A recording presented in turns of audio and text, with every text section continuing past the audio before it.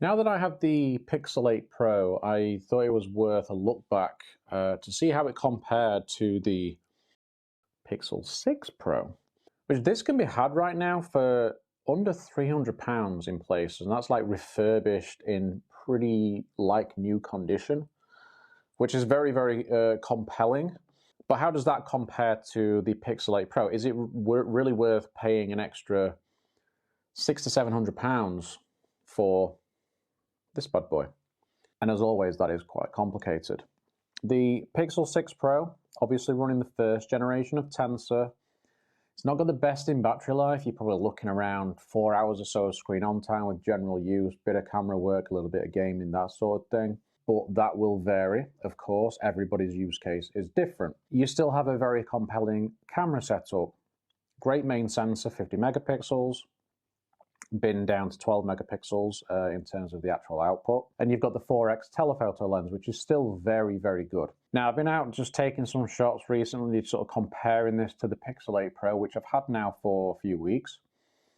And it's interesting to see how Google sort of evolved their color science a little bit. I was taking quite a lot of shots in what you would call golden hour, and the Pixel 8 Pro was doing quite a bit better just in terms of the colors. It looked more realistic. The Pixel 6 Pro was generally offering a cooler output, and it sort of took away that orange aura that you get from golden hour. And the Pixel 8 Pro didn't do that so much, which was really nice to see. You can see that in the samples here that I'm throwing up on the screen right now. So in terms of the camera output, just in the color science, the Pixel 8 Pro is doing a lot better. Then you come to the other features. Obviously, you've got the macro camera on the 8 Pro. That was there on the 7 Pro as well. You don't get that on the 6 Pro. And the telephotos had a bump up to 5x from the 4x. It doesn't actually look very different in terms of magnification when you compare them side by side, but the quality of the sensor is definitely better. And with that 50 megapixel sensor, as with all the sensors on the 8 Pro on the rear, you can capture full resolution images. And honestly, this for me is just one of the best things about it. The images are so good, so nice to play with afterwards, to crop, to just give a different perspective. I really like that about the 8 Pro. You do get a little bit of lag. There's a little bit of shutter delay when you are taking a photo on that 50 megapixel mode, but I really don't think it's that bad. You just have to be a little bit careful when you're dealing with something that is moving. But overall, the 8 Pro for me is definitely a step up. Then you look at the general upgrades, and you have Tensor G1 in the 6 Pro, you've got Tensor G3 in the Pixel 8 Pro. And with that brings performance improvements, quite considerable, and in particular, efficiency improvements, which is helping battery life quite considerably, and the phone is not getting quite as hot in use. And that is a very nice upgrade to have. It's been an issue with Tensor compared to the competition, compared to something like a Snapdragon 8 Gen 2, which I've got in the Xperia 1 Mark 5 here, or the recent Gen 3. The Tensor has struggled a little bit with that.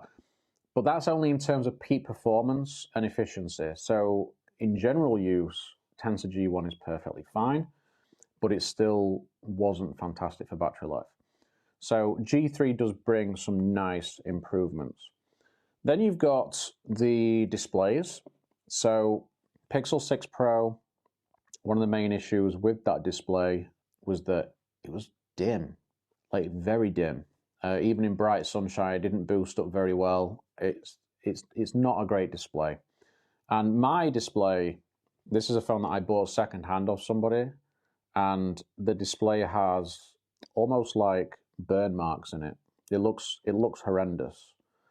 And I've noticed this from a bunch of people that I know that have had Pixel 6s, 6 Pros with similar issues. No signs of that so far on the 8 Pro. I didn't see any of that on the 7 Pro either, so maybe that was just a Pixel 6 series issue. But definitely something to be looking for if you are deciding to buy one of these secondhand. Even if they're refurbished, just keep an eye out for it. Also, flat display on the Pixel 8 Pro over the curved display of the 6 Pro.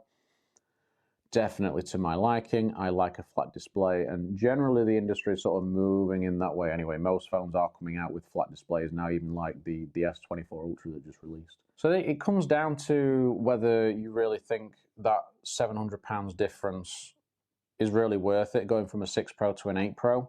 The 6 Pro is still a solid phone. There's nothing wrong with it in terms of performance, in terms of the cameras. It's just those sort of day-to-day things that most people sort of want to be better, like battery life, having a brighter display. Not so much of an issue right now in winter, if you're in a country with a lot of sunshine. Or, if we get some sunshine here in the UK, which we do occasionally, then it becomes a problem. It becomes a problem for people. So, having that screen upgrade is nice to have. But it's interesting to see where the Pixel is now, sort of 2 years later after the 6 Pro. The 6 Pro, I kind of felt like in some ways in regards to like the image processing, I thought it was a little bit backwards in some ways compared to like the 4XL that we had before. Because the 4XL was an absolute champ.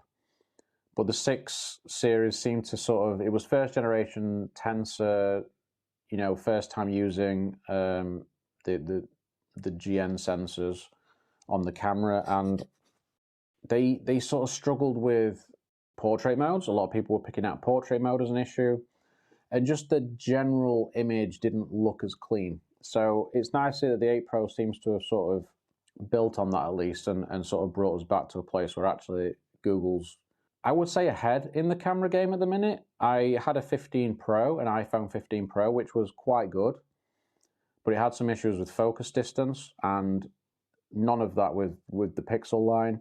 So Pixel for me, the 8 Pro at the minute is, in terms of photos at least, is the champ. I quite like the Xperia 1 Mark 5 as well. But you can't go wrong with the Pixel 6 Pro. And honestly, if you're looking for a great camera, solid performance, general use, you're not doing things that are too heavy, you're not playing really intensive games, that sort of thing, a 6 Pro would do you quite well. I have some links down below for some places where you can get hold of this if you really want to go that route. But definitely look at refurbished models.